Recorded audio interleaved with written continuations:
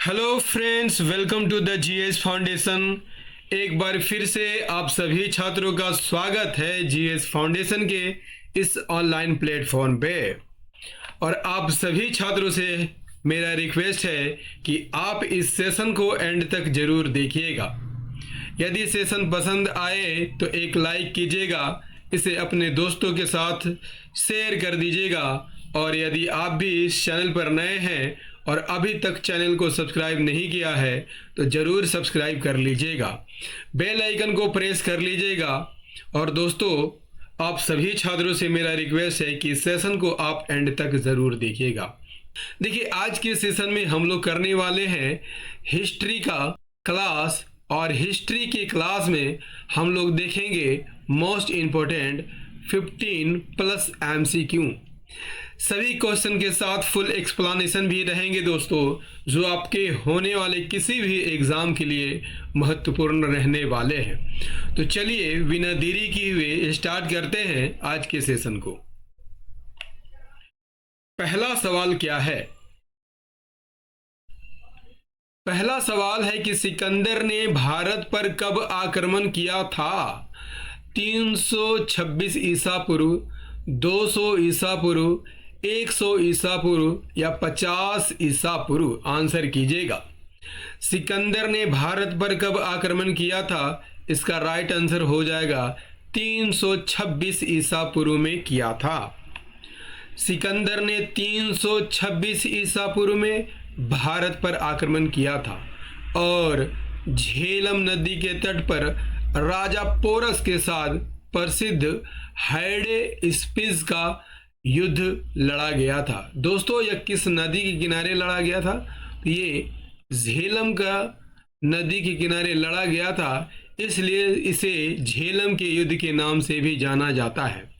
इसमें पोरस की हार हो गई थी, लेकिन पोरस की वीरता और से प्रभावित होकर सिकंदर ने उसका राज्य वापस कर दिया और कुछ अतिरिक्त क्षेत्र भी उन्हें सौंप दिए थे। तो आइए बढ़ते हैं अगले सवाल की ओर। अगला सवाल है, बहमनी साम्राज्य की स्थापना किसने की थी? अलाउद्दीन बहमन शाह, मोहम्मद बिन तुगलक, फिरोज शाह तुगलक या बालाजी विश्वनाथ? आंसर कीजिएगा।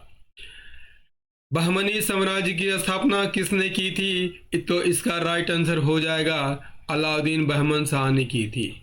ऑप्शन ए यहाँ पर सही आंसर हो जाएगा। आइए इससे संबंधित पॉइंट्स को देख लेते हैं। बहमनी साम्राज्य की स्थापना अलाउद्दीन बहमन शाह ने की थी। उन्होंने 1347 में दिल्ली सल्तनत से अलग होकर स्वतंत्र राज्य की स्थापना की थी। अलाउद्दीन बहमन शाह का मूल नाम क्या था? जफर खान था और ये मोहम्मद बिन तुगलक के अधीन एक अधिकारी थे, लेकिन स्वतंत्र हो जाते हैं। चलिए अगला कर लीजिए। दिल्ली सल्तनत की स्थापना किसने की थी? कुतुबुद्दीन ऐबक, इल्तुतमिश, बलबन या अलाउद्दीन खिलजी? दिल्ली सल्तनत की स्थापना किसने की थी? तो इसका राइट आंसर हो जाएगा कुतुबुद्दीन ऐबक ने की थी। दिल्ली सल्तनत की स्थापना कुतुबुद्दीन ऐबक ने की थी। यदि आपसे पूछ लिया जाए कि कुतुबुद्दीन ऐबक किसका गुलाम था, तो याद रखिएगा ये मोहम्मद गोरी का गुलाम था। मोहम्मद गोरी का गुलाम था और 1206 में दिल्ली सल्तनत की स्थापना की थी। तो दिल्ली सल्तनत की स्थापना कब की गई थी? 1206 में दिल्ली सल्तनत की स्थापना कुतुबुद्दीन ऐबक के द्वारा की गई थी। मोहम्मद गोरी का वह सेनापति और गुलाम था। 1206 में गोरी की मृत्यु के बाद लाहौर में अपना स्वतंत्र शासन स्थापित किया था और दिल्ली सल्तनत की नींव डाली थी। लेकिन दिल्ली सल्तनत का वास्तविक संस्थापक यदि आपसे पूछ लिया जाए तो आप बताइएगा कि दिल्ली सल्तनत का वास्तविक संस्थापक इल्तुतमिश है। कौन है?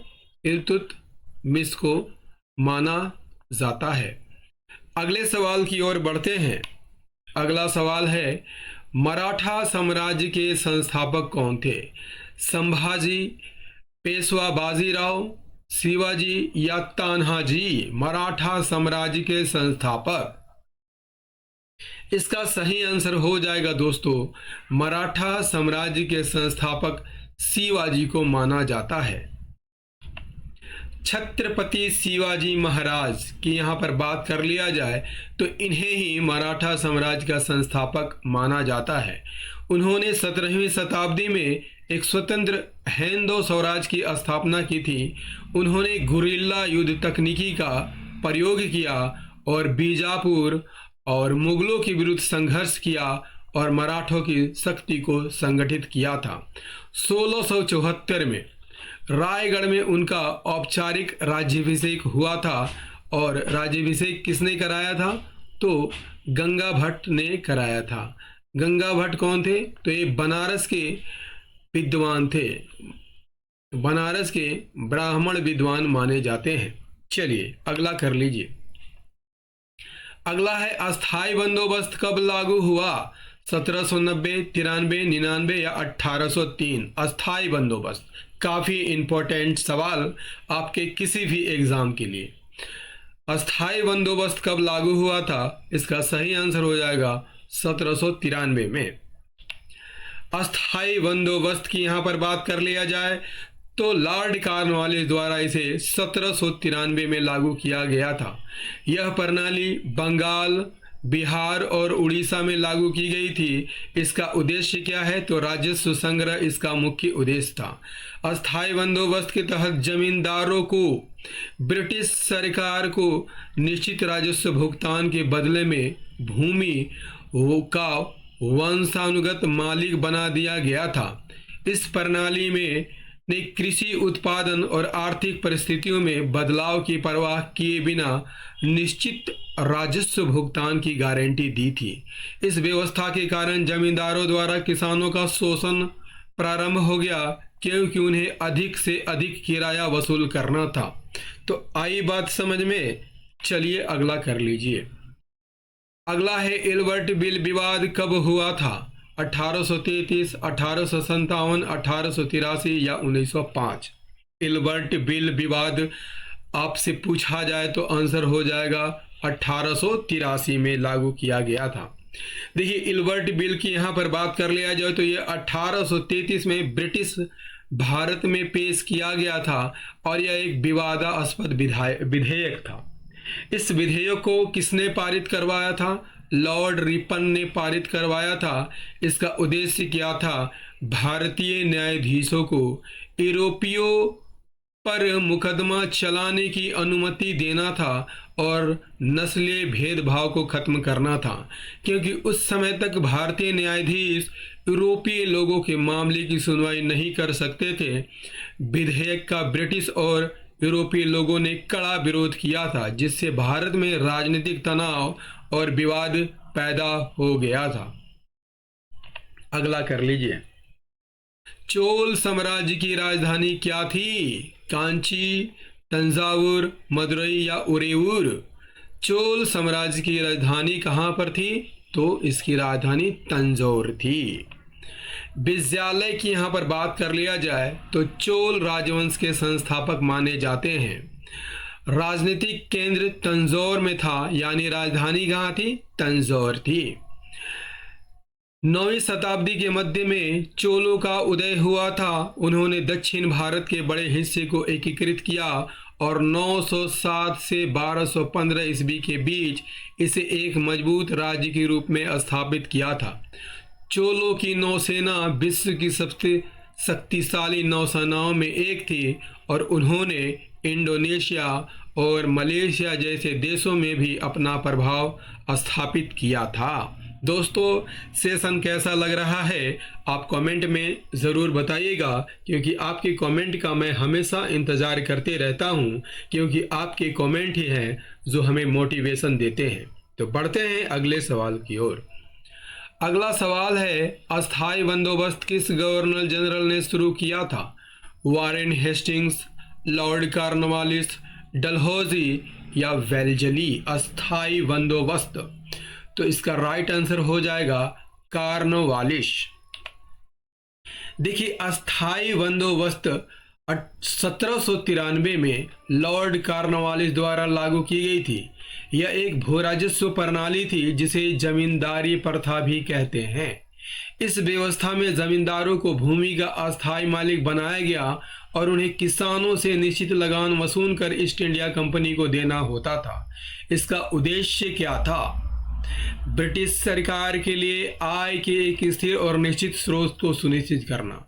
इस व्यवस्था के कारण किसानों का शोषण हुआ और किसानों के बजाय जमींदार वर्ग अधिक शक्तिशाली हो गया था। चलिए अगला सवाल कर लीजिए। पॉलीगर विद्रोह किस प्रदेश में हुआ था? महाराष्ट्र, बिहार, तमिलनाडु या असम? काफी इंपॉर्टेंट सवाल है आपके किसी भी एग्जाम के लिए। सही आंसर हो जाएगा तमिलनाडु में हुआ था। पॉलीगर विद्रोह यदि आपसे पूछ लिया जाए दोस्तों कब से कब तक हुआ था तो आंसर कीजिएगा। यह 1799 से 1805 के बीच हुआ था। दक्षिण भारत में ब्रिटिश ईस्ट इंडिया के खिलाफ पॉलीगरों ने इसका विद्रोह किया था। यह विद्रोह ईस्ट इंडिया कंपनी के आर्थिक शोषण और टैक्स की मांग और उनके बढ़ते वर्चस्व के खिलाफ हुआ था। यह 3 चरणों में संपन्न हुआ था। पहले चरण के नेता कौन थे? तो याद रख लीजिएगा, वीर पांडे कट्टा बोमन पहले चरण के नेता माने जाते हैं। चलिए अगला कर लीजिए और सेशन को लाइक करते चलिएगा दोस्तों। काकोरी कांड किस वर्ष हुआ था? 1921, 1923, 25 या 27? काफी पॉपुलर सवाल है इतिहास का। काकोरी कांड किस वर्ष हुआ था? इसका राइट आंसर हो जाएगा 1925 में हुआ था। काकोरी कांड एक ट्रेन लूट थी, ट्रेन रोबरी थी, है ना। लखनऊ सहारनपुर रेल मार्ग में यह काकोरी पड़ता है और यह घटना 9 अगस्त 1925 को घटी थी। इसे अंजाम किसने दिया था? हिंदुस्तान रिपब्लिक एसोसिएशन के साहसी क्रांतिकारियों ने इसे अंजाम दिया था। इसका नेतृत्व राम प्रसाद बिस्मिल ने किया था। अन्य कौन कौन थे? अशफाक उल्लाह, चंद्रशेखर आजाद, राजेंद्र लाहिड़ी, रोशन सिंह, बनवारी लाल और छवि लाल। आइए बढ़ते हैं नेक्स्ट क्वेश्चन की ओर। अगला क्या है? अकबर के नवरत्नों में कौन शामिल नहीं था? बीरबल शामिल था, तानसेन शामिल था, राजा टोडरमल शामिल थे, जबकि बहलोल लोदी शामिल नहीं थे क्योंकि बहलोल लोदी लोदी वंश के संस्थापक थे। लोदी वंश के संस्थापक थे, जो कि लोदी वंश किस काल में आता है? तो सल्तनत काल में आता है। आइए डिटेल देख लेते हैं। अकबर के नवरत्नों में अबुल फजल, फैजी, तानसेन, बीरबल, राजा टोडरमल, राजा मान सिंह, अब्दुल रहीम खान खाना, हकीम हुकाम और मुल्ला दो प्याजा शामिल थे। ये अकबर के दरबार के 9 रत्न कुशल और प्रतिष्ठित सलाहकार थे जो सैन्य, राजस्व, धर्म, साहित्य और कला जैसे विभिन्न क्षेत्रों में अपनी विशेषज्ञता के लिए जाने जाते थे। अगला कर लीजिए। इल्तुतमिश ने किस मुद्रा की शुरुआत की थी? रुपया, टंका, दिनार या मोह? इल्तुतमिश ने किस मुद्रा की शुरुआत की थी? इसका राइट आंसर हो जाएगा टंका की शुरुआत की थी। आइए इसका डिटेल देख लेते हैं। इल्तुतमिश ने चांदी का टंका और तांबे का जीतल नामक सिक्कों की शुरुआत की थी। चांदी के टक्का की बात कर लिया जाए तो एक चांदी का सिक्का था जिसका वजन 175 ग्रेन लगभग 11 ग्राम था और इसने अर्थव्यवस्था को स्थिर करने में मदद की थी। तांबे का जीतल की यहाँ पर बात कर लिया जाए तो तांबे से बना सिक्का था जिसे इल्तुतमिश ने टंका के साथ पेश किया था। चलिए अगला कर लीजिए। तुगलक वंश का संस्थापक कौन था?